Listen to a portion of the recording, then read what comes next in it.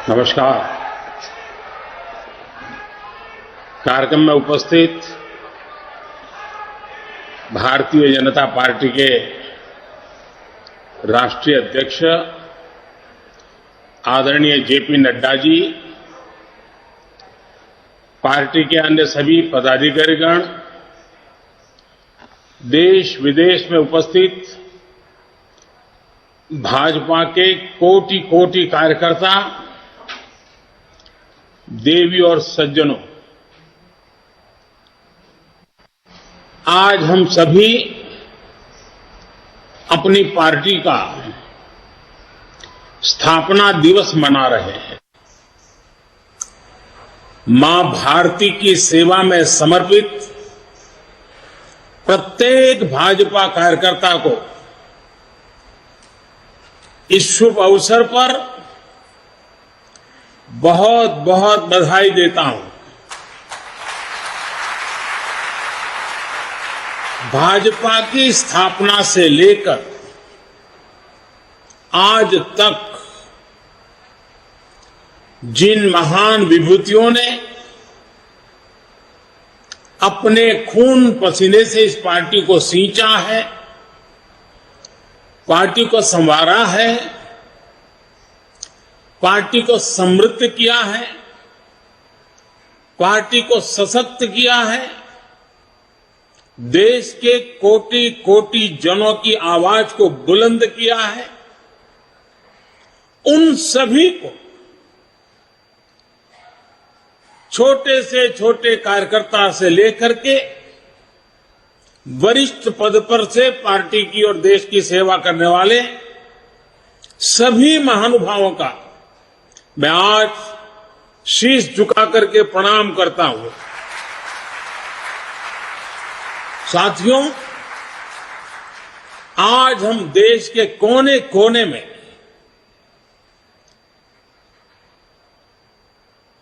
भगवान हनुमान जी की जन्म जयंती मना रहे हैं। बजरंगबली के नाम का घोष चारों तरफ गूंज रहा है। हनुमान जी का जीवन, उनके जीवन के प्रमुख प्रसंग आज भी हमें भारत की विकास यात्रा में प्रेरणा देते हैं, पुरुषार्थ के लिए प्रेरित करते हैं और हमारी सफलताओं में कहीं कहीं उन महान शक्ति के आशीर्वाद प्रतिबिंबित होते हैं। हनुमान जी के पास असीम शक्ति है, लेकिन इस शक्ति का इस्तेमाल वो तभी कर पाते हैं जब स्वयं पर से उनका संदेश समाप्त होता है। 2014 से पहले भारत की भी तो यही स्थिति थी। अथाह सामर्थ्य से भरपूर, लेकिन अनहों से घिरा हुआ देश का नागरिक। आज भारत उस बजरंगबली की तरह से, उस बजरंगबली की महाशक्ति की तरह अपने अंदर सुप्त शक्तियों का आभास कर चुका है। आज भारत समंदर जैसी विशाल चुनौतियों को पार करने, उनका मुकाबला करने में पहले से कहीं ज्यादा सक्षम है। हनुमान जी के ऐसे ही कई गुणों से हम सभी भाजपा कार्यकर्ता, हमारी पार्टी निरंतर प्रेरणा पाते हैं। हनुमान जी सब कुछ कर सकते हैं, सबके लिए करते हैं, लेकिन अपने लिए कुछ नहीं करते। इदम रामाय इदम न मम यही तो भाजपा की प्रेरणा है। इदम राष्ट्राय इदम न मम। भाजपा हनुमान जी की एक और बात से भी बहुत बड़ी प्रेरणा मिलती रहती है हमें। जब हनुमान जी को राक्षसों का सामना करना पड़ा तो वो उतने ही कठोर भी हो गए थे।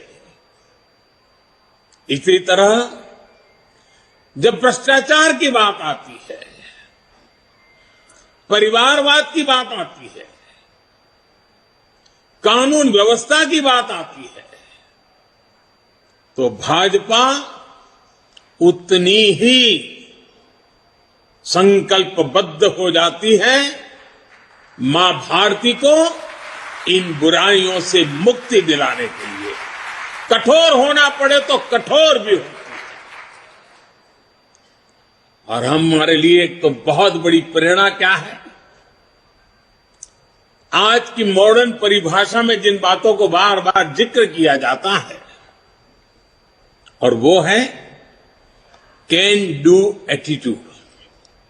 अगर हनुमान जी का पूरा जीवन देखें, डगर डगर पर पल पल हनुमान जी के भीतर की can do attitude, can do संकल्प शक्ति उनको हर प्रकार की सफलता लाने में बहुत बड़ी भूमिका अदा करती है। कहा भी गया है, कवन सो काज कठिन जग माही, कवन सो काज कठिन जग माही, जो नहीं होई तात तुम्ही पाही, तुम्हें पाई। यानी ऐसा कोई भी काम नहीं है जो पवन पुत्र हनुमान कर नहीं सकते। इसलिए जब लक्ष्मण जी पर संकट आया तो हनुमान जी संजीवनी बूटी के लिए पूरा पर्वत ही उठा करके ले आए। भाजपा भी इसी प्रेरणा से परिणाम लाने में, लोगों की समस्याओं का समाधान करने का प्रयास करती रही है, करते रहना है, करते रहेंगे।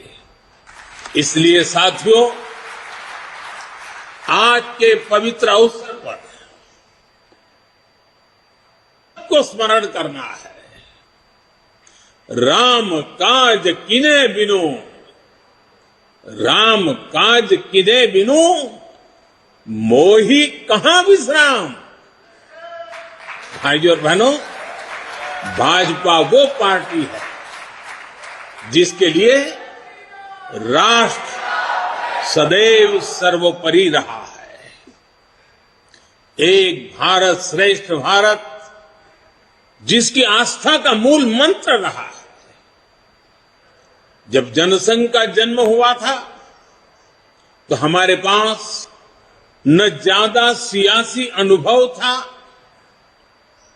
न साधन थे, न संसाधन थे, लेकिन हमारे पास मातृभूमि के प्रति भक्ति, हमारे पास लोकतंत्र की शक्ति थी। जो देश लोकतंत्र की जननी हो, मदर ऑफ डेमोक्रेसी हो, उसकी जनता के नीर क्षीर विवेक पर प्रारंभ से हमारी आस्था रही है और दिनों दिन वो आस्था और मजबूत होती जा रही है। इसलिए जनभावना, जन आकांक्षाओं को ही हमने भाजपा की चेतना शक्ति बनाया है। हमने राष्ट्र प्रथम, नेशन फर्स्ट के मंत्र को अपना आदर्श बनाया है। भाजपा ने लोकतंत्र की कोख से जन्म लिया। भाजपा लोकतंत्र के अमृत से पोषित है और भाजपा देश के लोकतंत्र को, देश के संविधान को मजबूत करते हुए समर्पण भाव से दिन रात देश के लिए काम कर रही है। साथियों, हमारा समर्पण है मां भारती को, हमारा समर्पण है देश के कोटि कोटि जनों को, हमारा समर्पण है देश के संविधान को। साथियों, आज भाजपा विकास का पर्याय है, विश्वास का पर्याय है, नए विचार का पर्याय है और देश की विजय यात्रा का भी एक मुख्य सेवक बनकर के अपनी भूमिका निभाता रहा है। भाजपा सबका साथ, सबका विकास, सबका विश्वास और सबका प्रयास के मंत्र के साथ काम कर रही है। भाजपा की कार्यशैली सर्वसमावेशी है, सर्वस्पर्शी है, सर्वजन का हित करने वाली है। सामाजिक न्याय और सशक्तिकरण को हमने हमेशा अपने हृदय में, अपनी कार्यशैली में सर्वोच्च प्राथमिकता दी है। सामाजिक न्याय ये हमारे लिए राजनीतिक नारेबाजी का हिस्सा नहीं, ये हमारे लिए आर्टिकल ऑफ फेथ है। बीते वर्षों में बहुत सारे दल सामाजिक न्याय के नाम पर राजनीति का दिखावा करते रहे हैं। इन दलों ने, उनके मुखिया अपने परिवार का भला कर लेते हैं, अपने समाज का कतई नहीं, जबकि भाजपा सामाजिक न्याय को जीती है, उसकी भावना का अक्षरशः पालन करती है। 80 करोड़ गरीबों को बिना भेदभाव मुफ्त राशन मिलना सामाजिक न्याय का ही प्रतिबिंब है। 50 करोड़ गरीबों को बिना भेदभाव 5 लाख रुपए तक मुफ्त इलाज की सुविधा मिलना सामाजिक न्याय की सशक्त अभिव्यक्ति है। 45 करोड़ गरीबों के बिना भेदभाव जनधन बैंक खाते खोलना सामाजिक न्याय का इंक्लूसिव एजेंडा का जीता जागता उदाहरण है। 11 करोड़ गरीबों को बिना भेदभाव शौचालय मिलना, यही तो सामाजिक न्याय है, यही तो सामाजिक न्याय के प्रति हमारी भक्ति है। बिना भेदभाव, बिना तुष्टीकरण, बिना स्वार्थ, बिना वोट बैंक की राजनीति किए भाजपा आज सामाजिक न्याय का भी सच्चे अर्थ में धरती पर इरादों को साकार करने वाला, देश के दबे कुचले समाज के लिए आशा की किरण बना हुआ एक पर्याय बनकर के उभरा है। साथियों, आज भाजपा देश में एक नए पॉलिटिकल कल्चर का भी नेतृत्व कर रही है। कांग्रेस और उनके जैसी पार्टियों का कल्चर, उन पार्टियों की पहचान क्या है? ये उन्हीं के कल्चर में से पैदा हुई है। उन पार्टियों की पहचान है, पार्टी का नाम लेते ही एक ही बात दिखती है, सारी पार्टियों का दर्द देख लीजिए। परिवारवाद, वंशवाद, जातिवाद और क्षेत्रवाद का बंधक है ये सारे लोग। जबकि भाजपा का पॉलिटिकल कल्चर प्रत्येक देशवासी को साथ लेकर चलने का है। कांग्रेस और उसके जैसी पार्टियों का कल्चर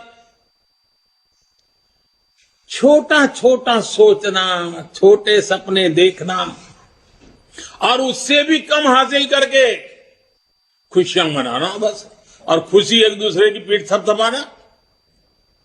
भाजपा का पॉलिटिकल कल्चर है बड़े सपने देखने और उससे भी ज्यादा हासिल करने के लिए जी जान से खप जाना, शरीर का कण कण, समय का पल पल खपाने का हौसला रखते हैं। कांग्रेस और उसके जैसी पार्टियों का कल्चर महिलाओं की समस्याओं, उनकी रोजमर्रा की चुनौतियों की परवाह ही नहीं करता है। जबकि भाजपा का पॉलिटिकल महिलाओं के जीवन को आसान बनाने, उनके सपनों को साकार करने को, निर्णय प्रक्रिया में उनको भागीदारी देने को प्राथमिकता देता है। इसलिए आज के युवा हो या फिर देश की माताएं, बहनें, बेटियां भाजपा के साथ हम पल पल अनुभव कर रहे हैं। हमारी माताओं बहनों के आशीर्वाद बढ़ते चले जा रहे हैं, जुड़ाव महसूस करती हैं, अपनापन महसूस करती है। इसलिए आज ये सभी भाजपा के साथ कंधे से कंधा मिलाकर चल रहे हैं। साथियों, आज स्थापना दिवस के इस शुभ अवसर पर हम सबके लिए अपने सपनों को, अपने संकल्पों को, मां भारती की सेवा के लिए समर्पित अपने हर कार्यकर्ता के जीवन को देखते हुए बहुत सी बातों को बार बार समझने की आवश्यकता होती है।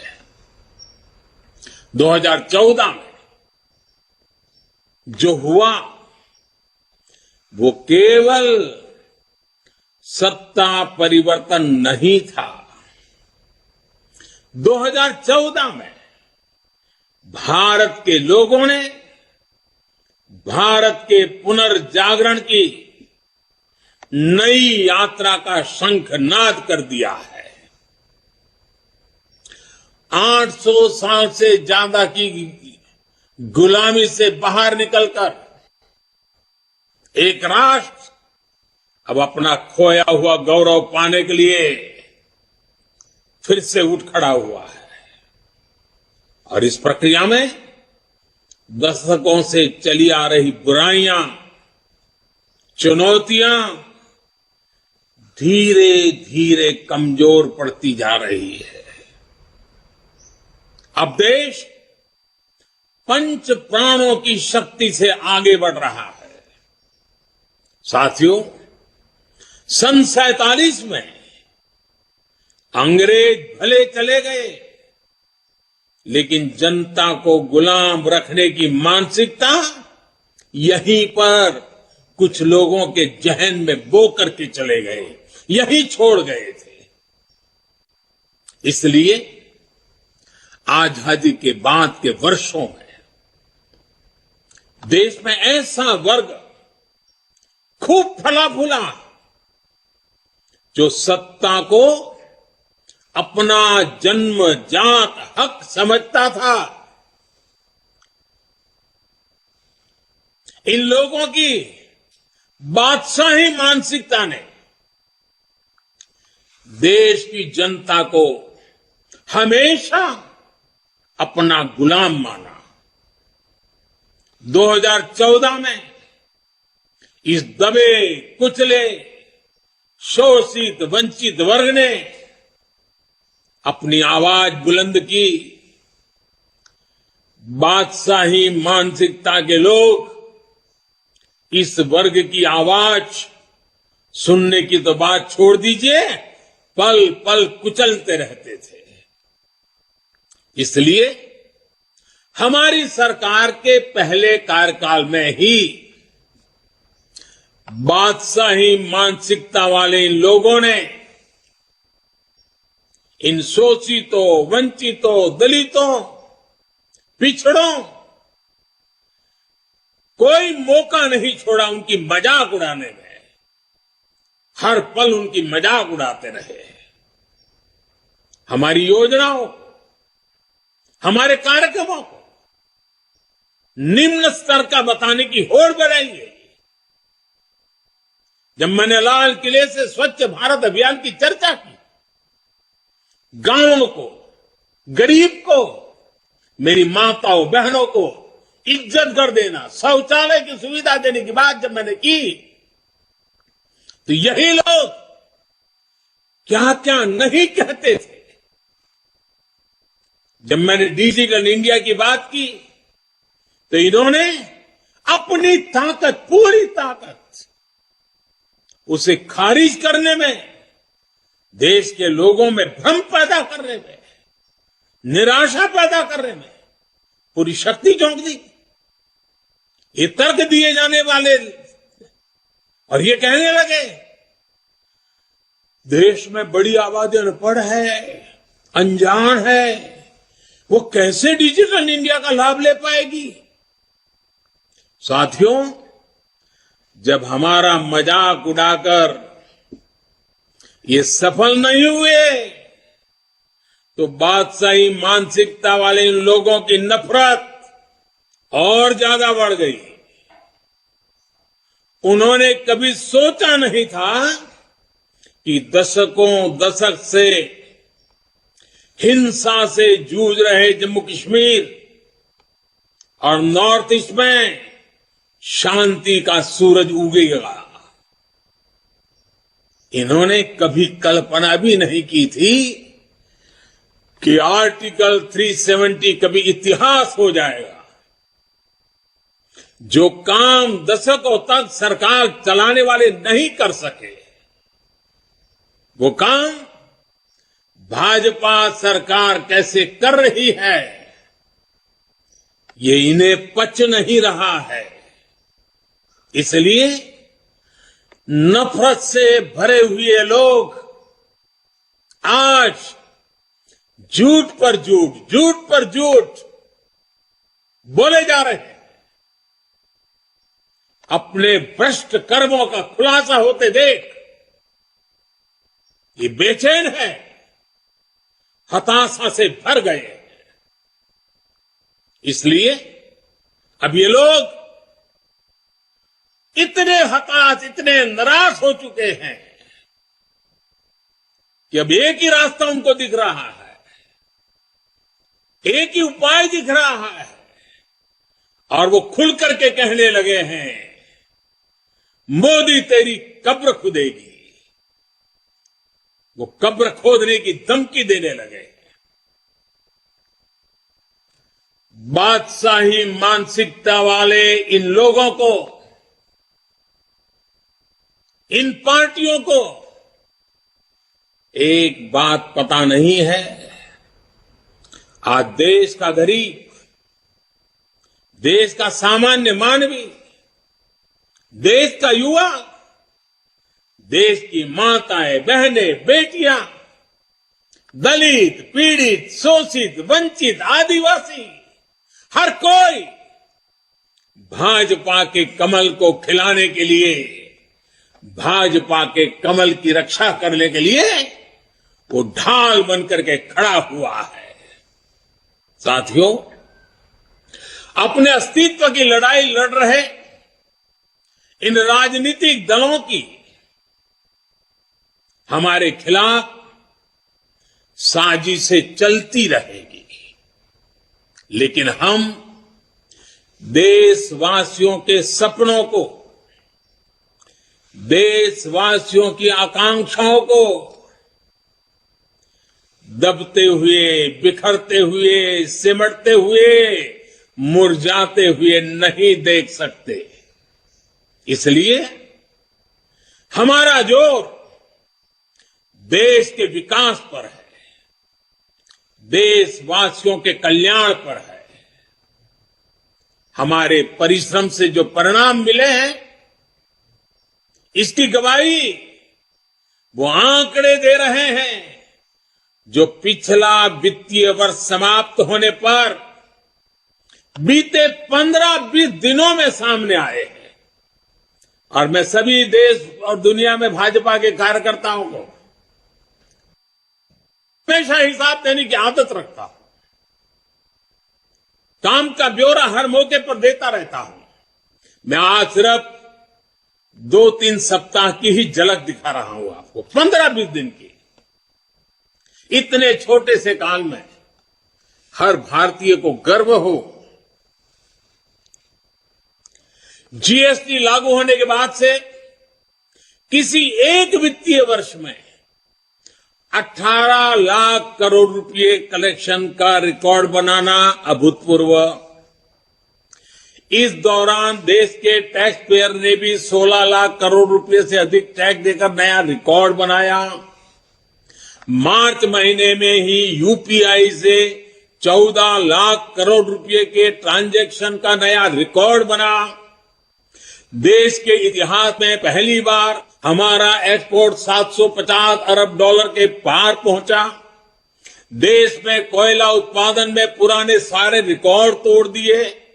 देश में स्टील उत्पादन में भी पुराने सारे रिकॉर्ड टूट गए। पहली बार 16,000 करोड़ रुपए का डिफेंस एक्सपोर्ट हुआ। एचएएल ने रिकॉर्ड रेवेन्यू जनरेट किया। मोबाइल फोन प्रोडक्शन और मोबाइल एक्सपोर्ट में भी नया रिकॉर्ड बना। एक साल में 6,500 किलोमीटर रेल ट्रैक का इलेक्ट्रिफिकेशन करने का रिकॉर्ड भी कुछ ही दिन पहले सामने आया। रेलवे ने 1,500 मैट्रिक टन से अधिक फ्रेट लोडिंग का रिकॉर्ड भी इसी दौरान बनाया। देश के बड़े पोर्ट्स ने एक साल में करीब 800 million metric ton cargo handle करने का नया रिकॉर्ड बनाया। लगातार बन रहे विकास के ये रिकॉर्ड दिखाते हैं कि देश कितनी तेजी से आगे बढ़ रहा है। मैं एक सांस में जितना बोल पाया बोल दिया। साथियों, आज हम सबका सौभाग्य है कि आज एक राजनीतिक कार्यकर्ता के रूप में हमें आजादी के अमृत काल में देश की सेवा का अवसर मिल रहा है। हमें भविष्य के भारत का निर्माण भी करना है और मेरे सब कार्यकर्ताओं को, भाजपा के हर सिपाही को हर स्तर पर उसका नेतृत्व भी करना है। हमारे प्रयास में अगले 25 वर्षों का विजन शामिल होना चाहिए। हमारे हर कार्य में वो ऊर्जा होनी चाहिए जो आने वाले दशकों तक देश की दिशा और दशा, हमारे सपनों को मजबूत करने वाली मां भारती के कोटि कोटि जनों की आजादी से अब तक के संजोए हुए सारे सपनों को सिद्ध करने वाली होनी चाहिए। साथियों, आज के इस समय में दुनिया तेजी से बदल रही है। हमें भविष्य के हिसाब से भी अपनी पार्टी को निरंतर विकास करने की, विकसित करने की, सामर्थ्य बढ़ाने की कोशिश कभी भी रुकने नहीं देना है। हम पहले भी करते आए हैं, आगे अब जरा और गति से करना होगा। 6-7 वर्ष बाद मैं सभी कार्यकर्ताओं से आग्रह करता हूं, 6-7 वर्ष बाद भारतीय जनता पार्टी के 50 वर्ष पूरे होंगे। जब भाजपा के 50 वर्ष पूरे हो, उस समय पार्टी का व्याप कितना होगा, स्वरूप कैसा होगा, हमारे लक्ष्य क्या होंगे, ये हमें अभी से तय करना होगा। हमें नए आइडियाज को, नए इनोवेशंस को अपनाना होगा। पार्टी में उन्हें एक प्रकार से हमारा जीवन का, कल्चर का हिस्सा के रूप में ऐसे जोड़ना होगा, उसे बढ़ाना होगा। जैसे मेरा एक सुझाव है कि हम पार्टी में टेक्नोलॉजी को हर स्तर पर आगे लेकर आए। हम विभिन्न स्तरों पर टेक्नोलॉजी सेल्स बना सकते हैं। हम युवाओं की ऐसी टीम बना सकते हैं जो आधुनिक टेक्नोलॉजी को मॉनिटर करे, उसे जनता तक पहुंचा के लिए कैसे इस्तेमाल कर सकते हैं। हम एक्सपर्ट से सुझाव लें, हम सेमिनार करें, एक्सपर्ट्स को लेकर बुला करके बदलते हुए विश्व को समझने की कोशिश करें। सोशल मीडिया में भी हमें नए तौर तरीकों के बारे में सोचना होगा। आजकल रील्स, यूट्यूब, ट्विटर, फेसबुक और इंस्टाग्राम के जमाने में ज्यादा से ज्यादा युवाओं में, इस युवा पीढ़ी में प्रोफेशनल से जुड़ने के लिए हमें राजनीति के नए आयामों को विकसित करना ही है। कम्युनिकेशन और इंफॉर्मेशन भाजपा के निरंतर विस्तार में बहुत बड़ी भूमिका निभाने वाले हैं। इसके लिए हमें अपने कार्यकर्ताओं की ट्रेनिंग, पंचायत से लेकर पार्लियामेंट तक चुने हुए प्रतिनिधियों की ट्रेनिंग के नए प्लेटफॉर्म बनाने होंगे। साथियों, संगठन शक्ति, कार्यकर्ताओं की एकजुटता, ये भाजपा की प्राण शक्ति है, हमारा प्राणवायु है। इसे निरंतर ऊर्जा देते रहना भी हम सभी का कर्तव्य है। हमें अपने विस्तार के लिए, दूसरों से सीखने के लिए देश के भीतर और बाहर हर तरफ दृष्टि रखनी होगी। हमें विश्व की दूसरी लोकतांत्रिक पार्टियों के साथ भी समन्वय और संवाद बढ़ाने के बारे में काम करना चाहिए। मेरा आग्रह है, हमारे यूथ विंग्स, महिला विंग्स दूसरे देशों की उन पार्टियों के इन विंग्स और कार्यकर्ताओं से जुड़े, अपने अनुभव साझा करें और उनसे सीखें। हमारे सांसदों को भी संवाद, उनके प्रेशर बहुत रहता है, मैं जानता हूं। एक सांसद को इतने प्रकार के काम रहते हैं, लेकिन सांसद के पास जानकारियों के स्रोत भी बहुत रहते हैं। वो कार्यकर्ताओं को बहुत अच्छी तरह गाइड कर सकते हैं। कार्यकर्ताओं की क्षमता बढ़ाने में वो बहुत बड़ी भूमिका अदा कर सकते हैं, हमारे जनप्रतिनिधि, क्योंकि उनको काफी जानकारियों के लिए अवसर मिलता है। उनका लाभ जितना ज्यादा हमें मिले, पार्टी को मिले, हमें कोशिश करनी चाहिए। हम पार्टी में अलग अलग मोर्चों के माध्यम से समाज के अलग अलग वर्गों के लिए संघर्ष करते रहे। जहां जरूरत पड़ेगी संगठन करेंगे, जहां जरूरत पड़ेगी लोकतांत्रिक तरीकों से संघर्ष करेंगे, जहां जरूरत पड़ेगी समर्पण की मात्रा बढ़ाते जाएंगे।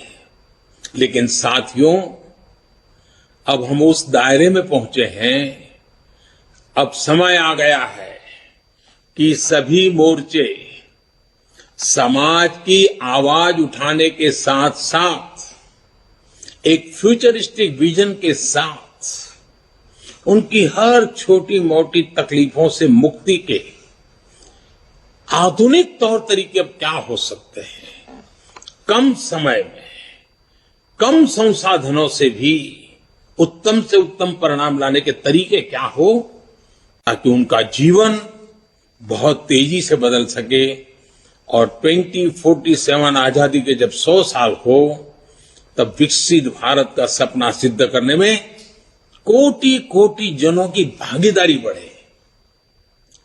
हर मोर्चे को सोचना चाहिए कि वर्तमान और भविष्य चुनौतियों का स्थायी समाधान कैसे हो। उदाहरण के लिए हम सभी पहले किसानों की समस्या उठाते थे, किसान मोर्चा उसमें बड़ी भूमिका निभाते थे। हमने किसान सम्मान निधि से लेकर एमएसपी तक कई बड़े फैसले लिए, किसानों की सेवा की। अब किसानों के एफपीओज बन रहे हैं, कोऑपरेटिव बन रहे हैं। इन्हें मजबूत करने का काम भी भाजपा कार्यकर्ता का ही है। इसी तरह हमने हमेशा झुग्गी में रहने वाले गरीबों की आवाज उठाई। जब हमें सेवा का मौका मिला तो हमने उन्हें पक्के मकान दिए, शौचालय दिए, गैस कनेक्शन दिए। हमें इसी तरह आगे के लक्ष्य तय करने हैं। ये समाधान स्थायी होने चाहिए और फ्यूचर रेडी होने चाहिए। इस तरह के प्रयासों के लिए हम पार्टी में नए इंटेलेक्चुअल सेल्स भी बना सकते हैं, नए विचारों पर सेमिनार्स करने और उन पर आगे बढ़ने की एक व्यवस्था तैयार कर सकते हैं। साथियों, जब हमारे सामने 2047 के विकसित भारत जैसा बड़ा लक्ष्य है तो हमारी ये जिम्मेदारी है कि परिश्रम में कोई कमी नहीं छोड़े। हमें सफलताओं को सेलिब्रेट तो करना है, लेकिन अगले ही पल अगली चुनौती के लिए कमर भी कसनी है। और हमें ये सब बीजेपी की मूल विचारधारा के प्रकाश में ही करना है, भारत के संविधान की सीमाओं में ही रहना है। हमें भारत के समाधान उधार की सोच से नहीं, भारत की जड़ों से ही, भारत की परंपराओं से ही, भारत के कोटि कोटि जनों के सदियों के अनुभव से ही उस अमृत से आगे बढ़ना है। इस सोच के साथ हमें भाजपा को 21वीं सदी की भविष्य की पार्टी बनाना है। हमें दुनिया की सबसे बड़ी पार्टी होने के बाद भी अति आत्मविश्वास का शिकार नहीं होना है। लोगों ने अभी से कहना शुरू कर दिया है कि 2024 में भाजपा को कोई नहीं हरा सकता। ये बात सही भी है, लेकिन हमें एक भाजपा कार्यकर्ता के नाते इस देश के हर नागरिक का दिल जीतना है। हमें चुनाव जीतने तक सीमित नहीं रहना है, कोटि कोटि जनों के दिलों को जीतना, ये हमारा मकसद है। हमें हर चुनाव उसी परिश्रम से लड़ना है जैसे हम 80 के दशक से भी अभी तक लड़ते आए हैं। मुझे विश्वास है कार्यकर्ताओं की ताकत और राष्ट्र प्रथम का संकल्प हमें इसी तरह ऊर्जा देता रहेगा। आज के इस शुभ अवसर पर 2 पड़ाव 50 साल जब बीजेपी में होंगे और 100 साल देश की आजादी के होंगे। आइए एक खाका खींचे, योजना बनाएं, जन जन के दिलों को जीतते हुए मां भातृ के जिन सपनों को लेकर के हम चले हैं उन सपनों को साकार करते रहे। आज हनुमान जयंती पर स्वयं हनुमान दादा भी हम पर आशीर्वाद बरसाएं। और जनता जनार्दन तो ईश्वर का रूप ही होती है। उस जनता जनार्दन के आशीर्वाद के बिना कुछ नहीं होता है। उन आशीर्वादों को लेकर के भी हम आश्वस्त होकर के आगे बढ़े। मैं आप सबको बहुत बहुत धन्यवाद देता हूं, पुनः शुभकामनाएं देता हूं। मेरे साथ बोलिए, भारत माता की।